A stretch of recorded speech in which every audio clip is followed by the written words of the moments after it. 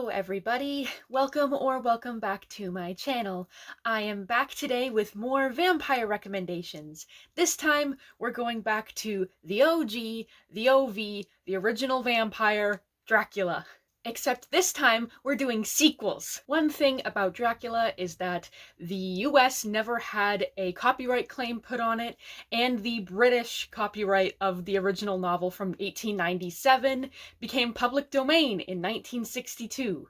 That means that anybody can put Dracula in their story and it's completely legal. So Dracula needs to be in every single story. Put him in your story. I put him in my stories. Put him in your stories. I want to see Dracula in every single book. But this also means that there have been many sequels to Dracula published since that time. So today I thought I would recommend a few or rant about a few that I personally did not enjoy. So once again, I have 5 books that I would like to share with you all today. One of those is a prequel, but I wanted to include it as well. I think in a future video, I will do midquels, novels set in a different point of view, and inquels, which are just sort of in the story books written.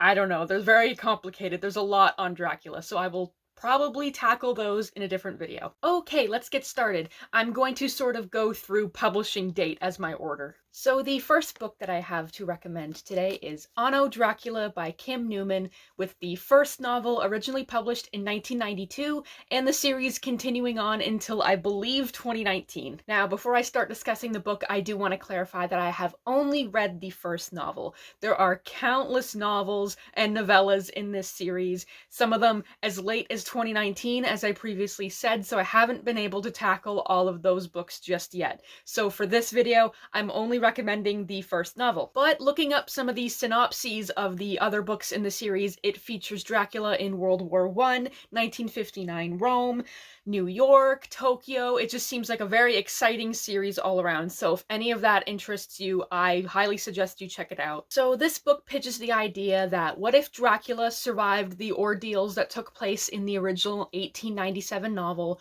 where the Dracula gang killed him and beat him, and he decided to take his revenge by marrying the Queen of England and becoming King of England and ruling over everybody in England and turning everybody into vampires. So this petty bitch Dracula decides to turn everybody into vampires, either Byronic vampires or bestial vampires, fills up the entire parliament with vampires, and marries Queen Victoria. Elderly, grieving Queen Victoria marries her, becomes Prince Consort of England, rules over everybody. Chaos, apocalypse, nightmare. So then it's up to the original gang, various gothic characters from other media, as well as some original characters to stop this tirade of absolute destruction and rule. Now, this book is crazy. It's full of action, full of fun, full of twists. It is an encyclopedia of 19th and 20th century gothic characters. Seriously, check out the Wikipedia article on this book. It shows every single reference to real-life actors, to real-life figures, to fictional characters. They all exist in this universe, and each one of them gets a little surprise cameo where they're doing something, and I couldn't keep track of all of them. That's how many there are in here. This book is a love letter to those kind of books and that time period. There are even some characters from the original draft of Dracula by Bram Stoker, so there's crazy amount of research into this. This book is just so insane. Crazy cast of characters, multi-point of view, Jack the Ripper?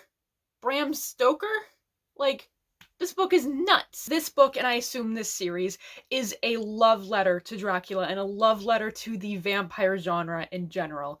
It is just sensory overload in the funnest way possible. It is a total romp, so I highly recommend Anno, Dracula if you just want crazy action, crazy wild fun in a book. The next set of books that I have to recommend to you are actually a duology, and that is Bloodline and Bloodline Reckoning by Cary, published in 2005 and 2009. Fun fact, the author of these books was one of the 3 original authors of the Warrior Cat series. You know that series for children about fighting cats? This just only confirms my warrior cats to vampire pipeline and contributed to all the brainworms that currently reside in my skull.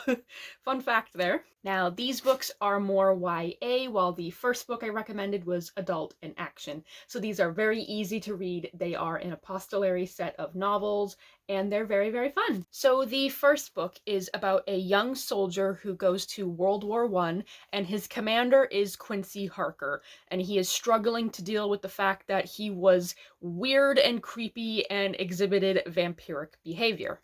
And the other character in the novel is a nurse named Mary Seward, who is the daughter of Jack Seward, the doctor from the original novel. The book then has Quincy Harker return back to this man and terrorize his sister. So it's a very interesting story, a very unique setting, premise, time period. I was hooked by that immediately. So I think it is a very cool and unique idea. I think that this is an excellent mix of the old and new. There is enough references to the previous novel and its characters, as well as introducing new and exciting characters for the sequel. I enjoyed following their arc and their development as well. There was excellent tension and pace in this novel as well. It read very easy, very quickly, and I enjoyed it very, very much. Now, I personally found the sequel to be a bit less good. Quincy Harker returns to terrorize Mary again, but he's claiming to be redeemed and a good boy now. Meanwhile, Mary is courting a man called Lord Bathory, thankfully no relation, and it's just a bit more of an original novel rather than a direct sequel to Dracula. The reason that I liked this book a bit less was because I was guessing what was going to happen the entire time, whereas in the first novel I was along for the ride and enjoying where all the twists went. So this book was just a little bit lesser in my opinion, but I still highly recommend it because it is a sequel to these characters. I was actually very impressed by this duology despite it being YA. I think it is an excellent addition to all of the Dracula sequels, and I highly recommend it if you're looking for something a little bit more YA and easier to read and light fun. The next vampire book, the next Dracula sequel I'm going to talk about is Dracula the Undead by Ian Holt and Dacre Stoker, published in 2009. Oh boy, this one is a doozy. This book was marketed as the officially sanctioned Dracula sequel because of its ties to Dacre Stoker, who is a descendant of Bram Stoker. Now, from what I've seen of interviews from Dacre Stoker, he was simply approached by Ian Holt with the idea, he thought it was a fun idea, and he sort of just backed his name on it for the research and just for the name recognition and the clout.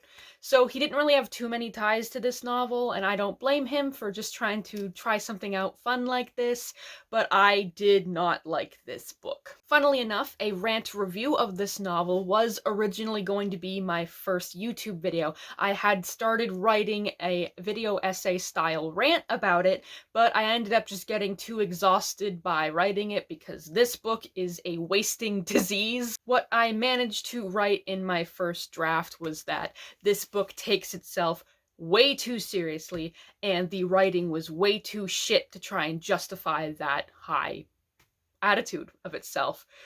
Oh my god, is the writing bad. This book is worse written than fanfiction. Its plot points are weak, its tension is abysmal, there is no good build-up, no good character writing, the twists are predictable and shit and just awful. The primary antagonist of this novel is Elizabeth Bathory. Like, leave her alone.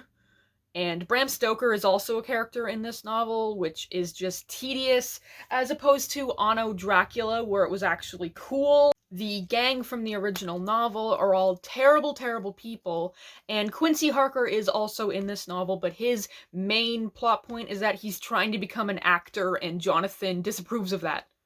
How boring! This book is essentially written like a cheap script. Its references are just terrible and, like cringeworthy. And I opened one of these tabs and there was a dragon. I don't remember there being a dragon in this novel, But oh boy, if that's what I was looking to rant about, then this book is worse than I thought. So instead of reading this novel, unless you're curious and have a death wish, I'd like to recommend the other novel that Dacre Stoker attached his name to. And that is Dracul by J.D. Barker and Dacre Stoker, published in 2018. While the other book was just terribly written, this one had a lot more care put into it.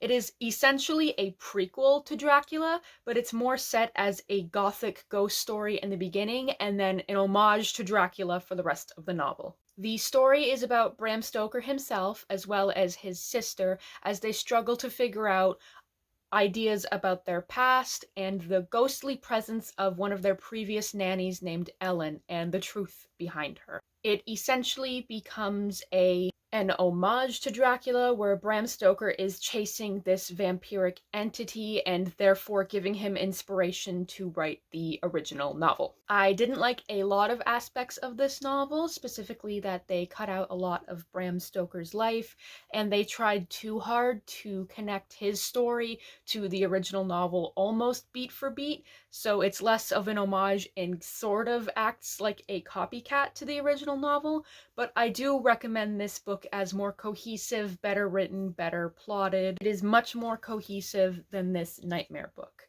So while I discussed both of these novels just to give you an idea of a Dracula sequel, instead of this book, I would recommend the prequel more, but here they are, both books with Dacre Stoker's names attached to them. The final Dracula sequel I wish to recommend to you today, I do not own a copy of, because it is the newest Dracula sequel that I am aware of, and that is Dracula's Child by J.S. Barnes, published in 2020. Now, this book has the typical plotline for a Dracula sequel. Quincy Harker is starting to exhibit supernatural abilities, tension is building up in England, and there is a possibility of Dracula's return and revenge attacking the original gang of the original novel. I listened to the audiobook and I very much enjoyed it. There were two narrators, one female, one male, and they all were excellent with the accent work, with the reading, with the character work, and they distinguished